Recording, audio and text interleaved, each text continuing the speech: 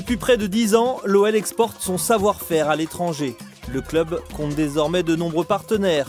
En Chine, à Pékin et à Shanghai notamment, au Sénégal dans le club du Dakar Sacré-Cœur, au Liban, à l'Atlético SC de Beyrouth, au Vietnam avec la fédération de football d'Ho Chi Minh Ville et en Corée du Sud avec Jeonbuk Hyundai Motors FC. Chaque mois, l'Académie internationale vous emmène en voyage à la découverte de ses différents partenaires. Direction le Liban, à 4000 km de Lyon.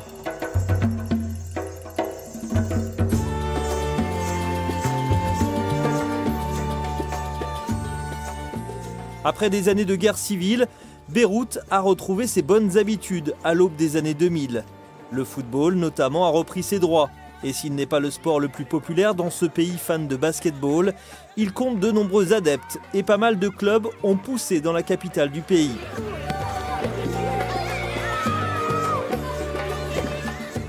C'est le cas de l'Atlético SC fondé en 2006. Le club ne compte toujours pas d'équipe senior et préfère se concentrer sur les jeunes et développer une vraie politique de formation. C'est dans cette optique qu'en 2011, le club dirigé par Robert Paoli s'est rapproché de l'Olympique lyonnais à travers un partenariat favorisant la venue de formateurs lyonnais et également la mise en place de stages à Lyon pour plusieurs générations de joueurs. Depuis qu'on a commencé avec l'Olympique lyonnais, le progression s'était multiplié par 2 ou par 3 parce que d'un coup on avait quelqu'un qui nous donne qu'est-ce qu'on doit faire. Chaque fois les coachs venaient chez nous, ils nous donnent des choses, ils nous fait des choses pour nous qu'on soit plus mieux. Et on nous donne des choses que nous, peut-être on ne les savait pas, on ne le voyait pas, comme des choses peut-être petites, mais ces choses petites, il te fait tes entraînements 1000 fois plus mieux. Maintenant on va partir sur un petit jeu tout bête. Depuis juillet 2017, le club libanais a également intégré à son staff un éducateur de la région lyonnaise, passé notamment par le club de Villefranche-sur-Saône. Recommandé par l'OL, Stéphane Durbano est devenu directeur technique du club.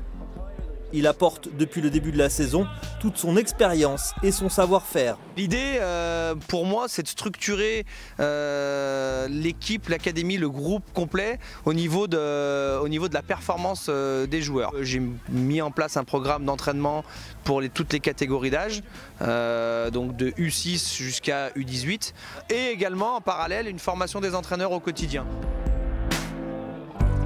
Stéphane Durbano vient d'ailleurs de prolonger son contrat pour 3 années supplémentaires. Une bonne nouvelle pour le club de l'Atlético SC qui va pouvoir poursuivre sa montée en puissance dans le paysage du football libanais.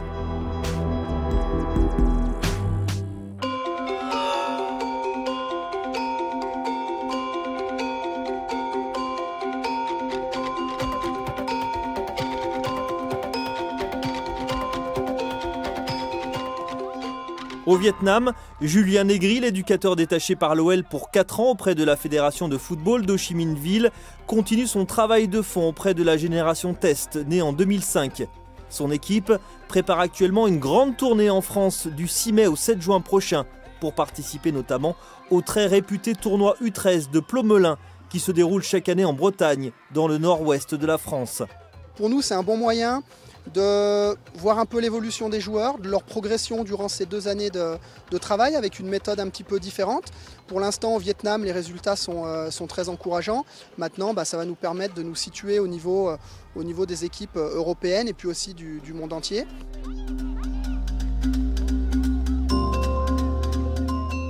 Cette tournée en France est un véritable événement pour la fédération de football d'Ho Chi Minh Ville qui soutient le projet et attend de nouvelles retombées.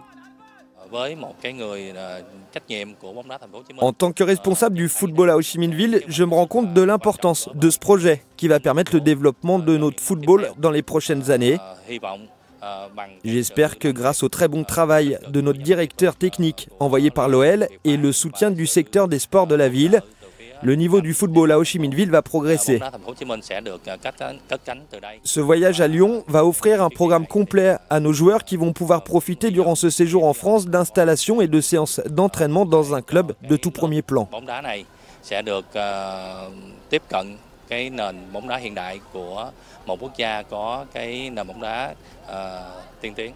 À l'issue du tournoi de Plomelin, l'équipe passera 3 semaines à Lyon pour profiter des installations du club, disputer plusieurs matchs amicaux et assister même au Groupama Stadium à la dernière journée du championnat de France contre l'OGC Nice.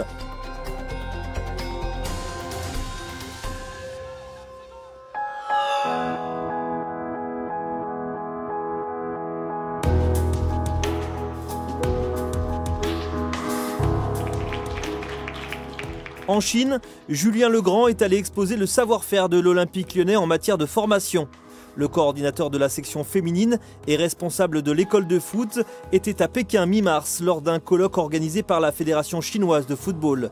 L'occasion pour lui d'évoquer les performances de l'équipe féminine, mais aussi d'expliquer le travail effectué au club auprès des jeunes joueuses. Donc ce séminaire à Pékin nous a permis de voir différentes présentations sur l'organisation du football en Chine, en Islande, au Danemark et donc à l'Olympique lyonnais.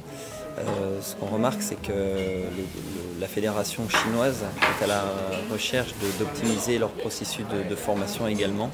Et on se rend compte qu'ils ont d'énormes besoins pour développer la pratique des jeunes sur tout le territoire. Et donc ils souhaitent s'inspirer de ce qui se fait le mieux à l'étranger et de l'adapter à la Chine.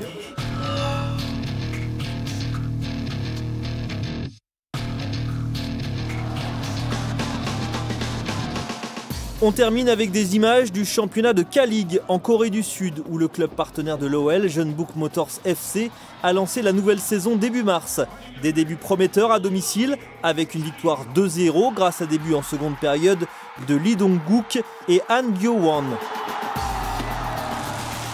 En avril, l'équipe de Jeonbuk retrouvera également la Ligue des champions asiatiques où elle présente pour le moment un bilan de 3 victoires et 1 défaite. Des images à retrouver dans un mois dans le prochain épisode de l'Académie internationale avec les toutes dernières infos en provenance de la planète OL.